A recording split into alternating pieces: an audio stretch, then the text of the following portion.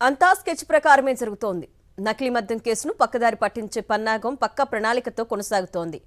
చిన్నబాబు భరోసాతోనే గన్నవరం ఎయిర్పోర్ట్లో జనార్దన్ రావు దిగారని, అరెస్ట్ అయిన ఆయన్ను త్వరలో బెయిల్పై బయటకు తీసుకొచ్చి కేసును నీరుగార్చే కుట్ర జరుగుతోందని పోలీసు వర్గాల్లో చర్చ జరుగుతోంది.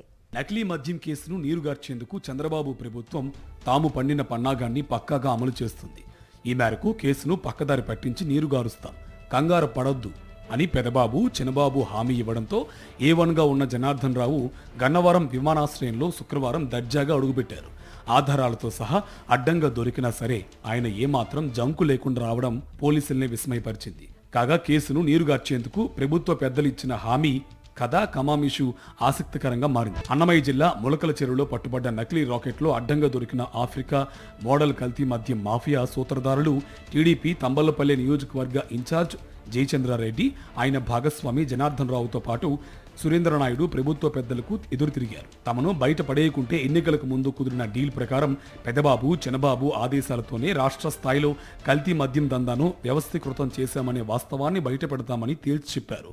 ఉమ్మడి చిత్తూరు జిల్లాకు చెందిన ఓ టీడీపీ సీనియర్ ప్రజాప్రతినిధితో పాటు కేసును పర్యవేక్షిస్తున్న ఐపీఎస్ అధికారి ద్వారా కూడా సమాచారం పంపించారు. మమ్మల్ని బయట వేసే బాధ్యత ప్రభుత్వ పెద్దలదే, లేకపోతే మొత్తం కల్తీ మద్యం గుట్టు విప్పుతామని కుండబద్దలు కొట్టారు. జయచంద్రారెడ్డి, జనార్దన్ రావు నోరు విప్పితే బండారం తెలుస్తుందని కల్తీ మద్యం దందా కుట్రదారులు, లబ్ధిదారులైన పెదబాబు చిన్నబాబు బెంబెలెత్తారు. తప్పని పరిస్థితుల్లో కేసు నమోదు చేశాం తప్ప అంతకుమించి దర్యాప్తు ముందుకు సాగకుండా నీరుగారుస్తామని హామీ ఇచ్చినట్టు సమాచారం. ప్రజలను తప్పుదారి పట్టించేందుకే జయచంద్రారెడ్డిని సస్పెండ్ చేసినట్టు ప్రకటించి కనికట్టు చేశామని, టీడీపీలో ఆయన స్థానానికి డోకా లేదని కూడా భరోసా ఇచ్చారు.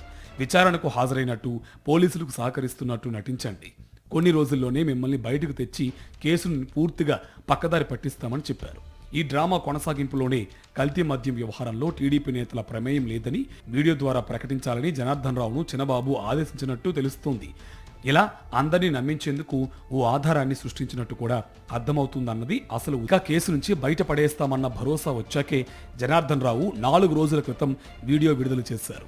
అయితే కల్తీ మద్యం వ్యవహారంతో టీడీపీ నేతలకు సంబంధం ఉందో లేదో చెప్పాల్సింది దర్యాప్తు చేసే పోలీసు అధికారులు. కానీ కేసులో ప్రధాన నిందితుడిగా ఉన్న జనార్దన్ రావు టీడీపీ నేతలకు క్లీన్ చిట్ ఇవ్వడం గమనార్హం.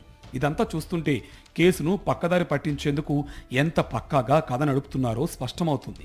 ఆ స్కెచ్లో భాగంగానే జనార్దన్ రావు పోలీసులకు సమాచారం ఇచ్చి మరీ గన్నవరం విమానాశ్రయంలో దిగారు.